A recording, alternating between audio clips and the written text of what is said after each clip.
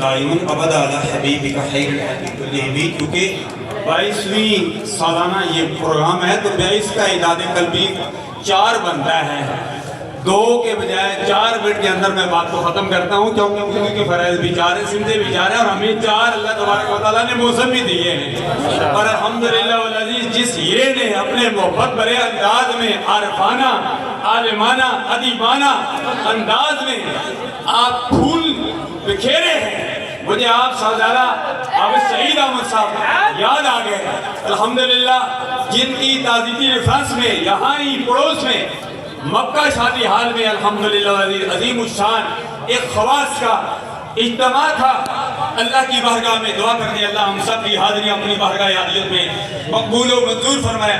آج اس بچے حافظ محمد سمی کے سر پر تاج سجایا گیا، وہ دن بھی آنے والا ہے قیامت کے دن، اللہ تبارک و تعالیٰ اس کے والد گرامی کے سر پر نورانی تاج پہنائے گا۔ فرشتے بھی کہیں گے، انبیاء بھی کہیں گے یا اللہ یہ کون ہے جس کے سر پہ نورانی تاج پہنایا گیا ہے؟ رب ذوالجلال فرمایا گا یہ وہ ہے جس نے اپنے بچے کو قرآن کا حافظ بنایا۔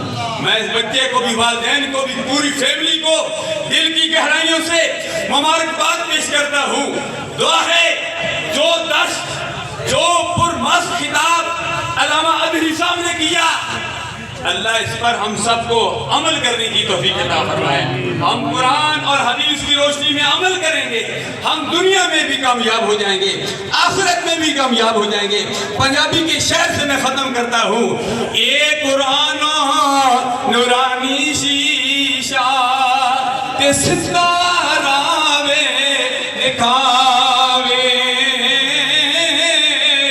تے جو کوئی اس تے عمل کماوے تے ستا جان